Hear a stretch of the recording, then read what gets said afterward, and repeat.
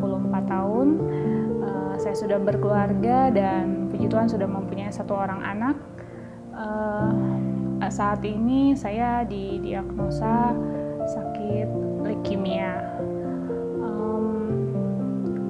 Kisah ini bermula dari kondisi saya yang semakin menurun. Setelah itu saya didiagnosa oleh beberapa dokter sakit leukemia tipe ALL. Perjalanan pengobatan saya sudah masuk ke 2,5 tahun saat ini. Saya berobat di Penang, Malaysia, di Island Hospital karena beberapa hal yang tidak memungkinkan saya untuk berobat di Jakarta. Awalnya saya sempat merasa takut, sedih, kecewa karena kondisi saya awalnya itu baik-baik saja, tidak pernah merasa sakit yang begitu parah ya. Mungkin kalau kecapean atau apa mungkin sudah biasa karena saya punya anak yang saya harus urus karena saya ibu rumah tangga. Tetapi ketika saya harus mengalami lebam-lebam di sekujur tubuh, pendarahan yang nggak berhenti-berhenti, lalu kondisinya sering demam, juga terlalu letih. Setiap kali saya aktivitas itu terkadang sering pingsan atau apa, itu yang bikin saya agak drop karena saya tidak bisa melakukan aktivitas seperti biasa. Dan saat itu ketika saya didiagnosa di Rumah Sakit Jakarta, beberapa dokter menyatakan kalau sakit saya itu sudah cukup parah. Sel kanker yang ada di dalam tubuh saya cukup besar, dan kemungkinan untuk bisa sembuh itu agak sulit. Itu penyampaian dokter yang ada di Jakarta. Lalu yang harus dilakukan saat itu adalah kemoterapi. Tapi sebagai orang awam, saya saat itu mau menanyakan, setelah saya melakukan kemoterapi apakah saya bisa sembuh. Tetapi dokter yang ada di Jakarta tidak memberikan saya semangat atau memberikan saya harapan untuk bisa menjalani kemoterapi. Dengan hati yang hancur, saya berdoa sama Tuhan, semoga Tuhan memberikan saya jalan keluar. Saat itu saya putuskan untuk berangkat ke Penang dengan rekomendasi beberapa teman. Sampailah saya di Penang. Saat itu saya bertemu dengan salah satu dokter yang sangat peduli dan sangat memberikan saya support untuk bisa menjalankan perawatan yang kalau boleh dibilang cukup berat. Tetapi dokter di sana sangat memberikan saya semangat, sehingga saya kuat dan percaya untuk ngejalanin perawatan di Penang, Malaysia. Perawatan demi perawatan saya lakukan di sana, mulai dari pengambilan sampel dari tulang sumsum, juga untuk melakukan kemoterapi, semua dilakukan dengan ucapan syukur dan semangat. Awal saya melakukan kemoterapi di situ sangat sulit karena kondisi saya harus berangkat sendiri. Kebetulan suami saya juga bekerja dan keluarga saya juga kebetulan tidak bisa mengantar, tetapi saat itu Tuhan seperti memberikan saya semangat, kekuatan, seolah-olah itu semua mudah. Dan benar ketika saya jalanin kemoterapi pertama, kondisi saya sempat drop, tapi puji Tuhan kondisinya semakin membaik. Lanjut sampai kemo kedua, ketiga, dan 4, kelima. Sampai hari ini penyertaan Tuhan itu luar biasa buat hidup saya. Saya dikelilingi oleh keluarga yang sangat peduli, suami dan anak saya, juga keluarga besar saya, juga sahabat-sahabat saya yang gak pernah capek untuk dengerin atau semangatin atau kirimkan doa buat saya. Buat saya itu adalah semangat yang luar biasa buat saya, karena ketika saya menjalani kemoterapi itu benar-benar efeknya sangat gak enak ya.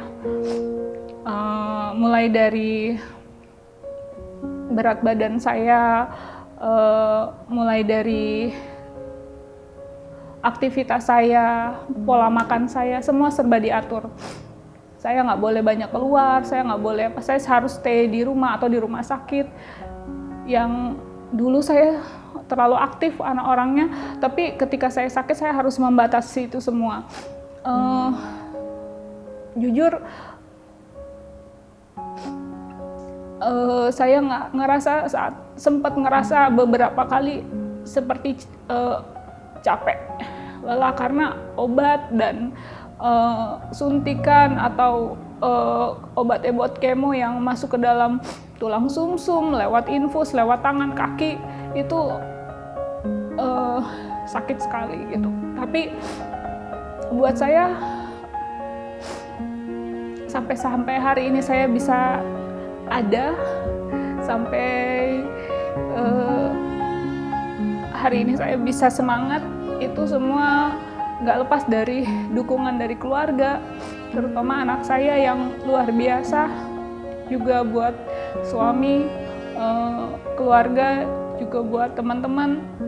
Terima kasih sahabat-sahabat saya yang sudah berikan saya semangat. Saya percaya kalau semua yang Tuhan berikan ke saya ini adalah suatu berkat. Kenapa saya bilang berkat? Karena Tuhan nggak pernah merencanakan sesuatu yang jelek buat kita. Kalau sampai hari ini saya bisa ngelewatin 2,5 tahun, itu adalah anugerah, itu adalah mukjizat yang Tuhan sudah kasih. Dan kedepannya saya percaya apapun yang terjadi, saya serahkan sama Tuhan, karena Tuhan yang beracara dalam semua kehidupan saya, dan Tuhan yang berencana untuk semua. Dan saya percaya rencana Tuhan itu adalah rencana yang indah, rencana yang baik. Saya mau beritahu ke teman-teman semua yang sedang mengalami atau berbeban berat, ketika mengalami sakit seperti saya ataupun sakit yang lebih berat, kita percaya kalau Tuhan itu selalu ada buat kita.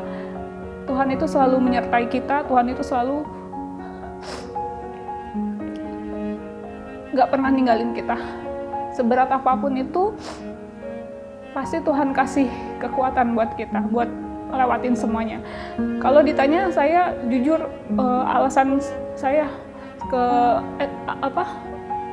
pertanyaan saya ke dokter, kenapa saya harus sakit gitu? Karena background saya, latar belakang saya tidak ada keluarga saya yang sakit seperti ini, atau gaya hidup saya juga baik-baik saja. Tetapi sampai saya didiagnosa sakit leukemia dengan jumlah sel kanker yang cukup tinggi, dokter juga nggak bisa jawab. Dalam hati saya cuma bicara sama Tuhan, Tuhan kenapa saya bisa sakit seperti ini? Dulu saya selalu tanya sama Tuhan kenapa. Tetapi ketika berjalannya waktu, saya percaya kalau saya adalah spesial di mata Tuhan. Kenapa saya dikasih sakit? Karena Tuhan percaya saya bisa melewati itu.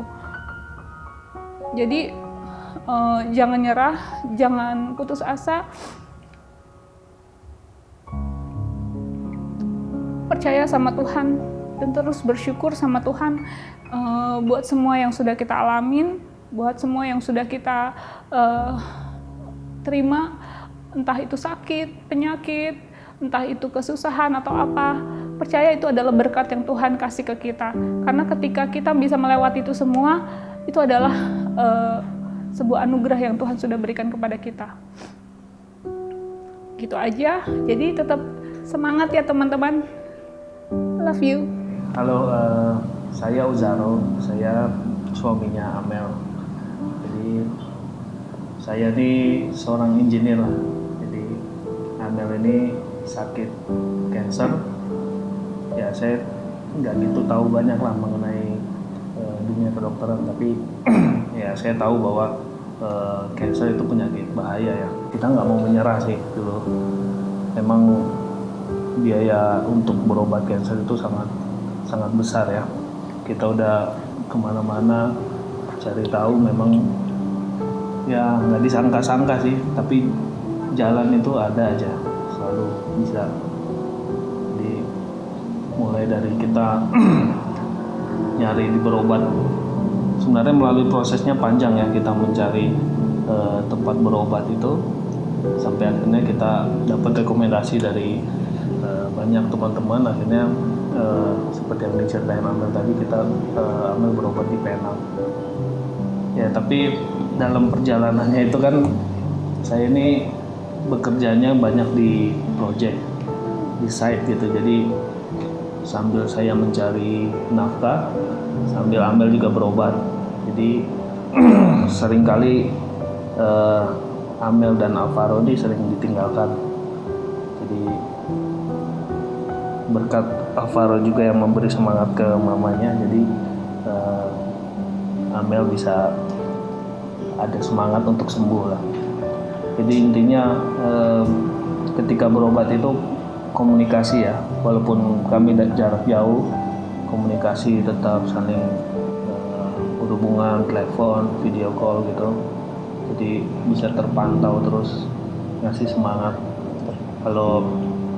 Kalau mamanya ini sedih, nangis, pasti sakitnya bertambah. Tapi kalau dia semangat, misalnya Alvaro dia sering nyemangatin gitu kan, Awan nih pinter doain mamanya, ngasih semangat. Jadi mamanya walaupun sakit pun, sakit itu nggak terasa. Jadi ya puji syukur lah sekarang progresnya membaik.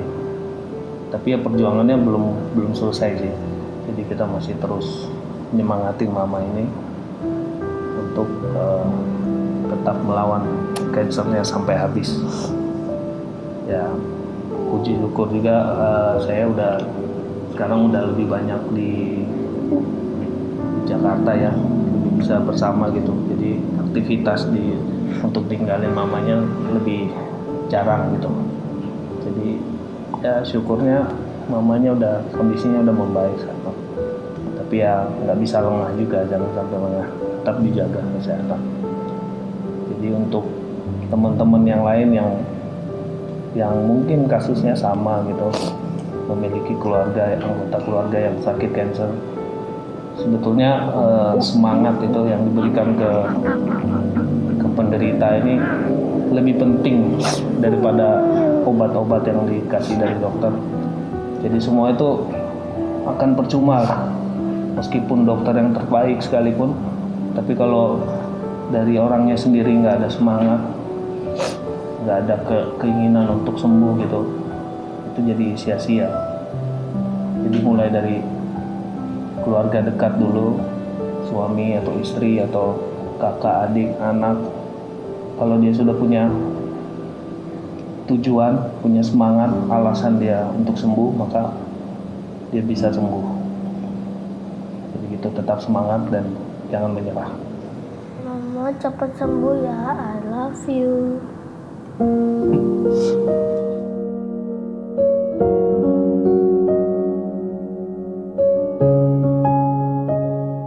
Saya bersyukur selama saya menjalani pengobatan kemo di Pineng, Malaysia, begitu banyak perhatian yang saya terima, mulai dari perawat, dokter, tim medis,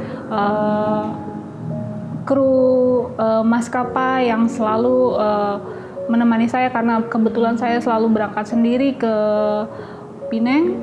Salah satu kejadian yang memang membuat saya sedih belakangan ini ketika saya pulang dari kemoterapi, saat itu kondisi saya sangat lemas, tetapi saya tidak ada pendamping dan saya harus berangkat ke Jakarta sendiri. Karena akhir-akhir ini sedang banyak wabah virus corona, itu pun berdampak kepada saya. Kenapa?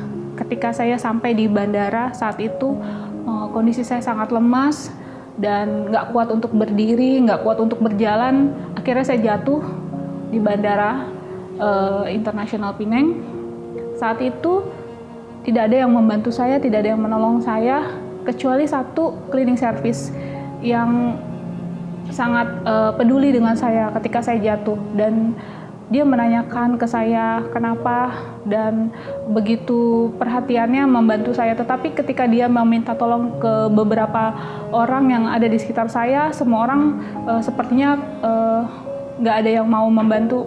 Mungkin menurut saya karena takut dengan virus corona ini, jadi rasa empati dan kepedulian mereka sudah menurun ya. Jadi saya mau sharing saat ini, ketika kita mengalami sesuatu yang nggak enak, jangan pernah kita mengabaikan untuk membantu menolong orang lain. Kenapa? Karena seperti yang saya alami saat itu, nggak ada yang membantu saya, nggak ada yang menolong saya.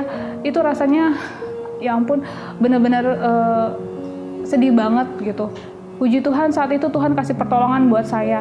Datanglah seorang yang membantu dan akhirnya dia datang dari Indonesia pun, dia bantu saya untuk urus semua tiket saya dan bagasi saya, kursi roda yang saya butuhkan, sampai akhirnya satu maskapai yang seharusnya membantu itu tidak mau membantu saya, dan akhirnya ada petugas dari bandara yang datang untuk menolong saya. Saat itu pikiran saya sudah campur aduk karena kan saya tidak bisa pulang ke Indonesia. Mereka menolak saya hanya karena saya tidak ada pendamping dan kondisi saya jatuh saat itu. Lalu puji Tuhan, berkat Tuhan, semua Tuhan kasih pertolongan yang luar biasa. Akhirnya saya boleh berangkat setelah tim medis datang dan memeriksa semua kondisi saya dinyatakan layak untuk terbang. Pengalaman saya ini sepertinya berkesan banget karena ketika saya sampai di Jakarta, petugas dari bandara yang ada di Jakarta semua benar-benar begitu peduli dengan saya. Mereka sangat membantu saya. Jadi poinnya saat ini saya mau kasih tahu ke teman-teman kalau jangan pernah ngerasa diri kita itu sendiri, karena Tuhan itu selalu menolong kita di saat yang tepat. Seperti yang saya alami saat itu, ketika semua orang nggak ada yang mau bantu saya, ketika semua orang nggak ada yang peduli sama saya, Tuhan kirimkan orang-orang yang Tuhan pakai untuk bisa membantu, sehingga saya bisa pulang kembali ke Jakarta dengan selamat sampai bertemu dengan keluarga saya. Itu sesuatu yang luar biasa yang saya alami. Hati yang gembira adalah obat. Cepat sembuh ya Mama. Cepat sembuh ya Mama. Terima kasih.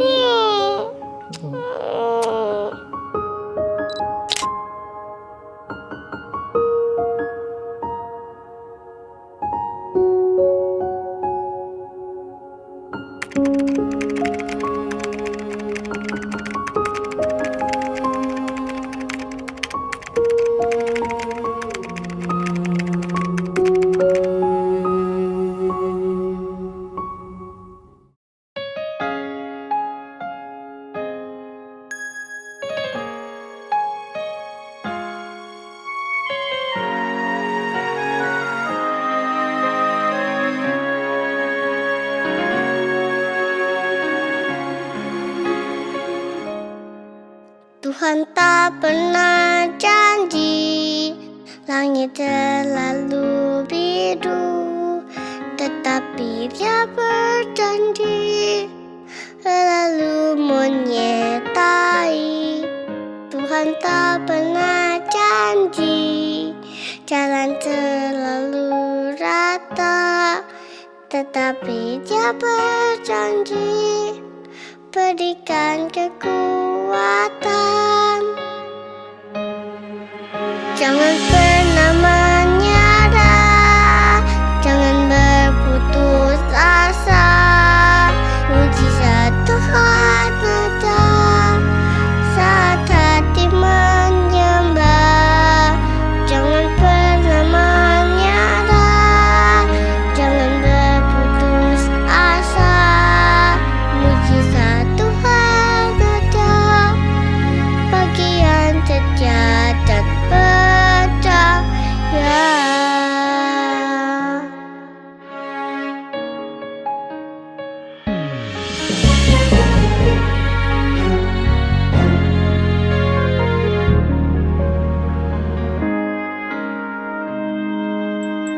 Tuhan tak pernah janji langit selalu biru, tetapi Dia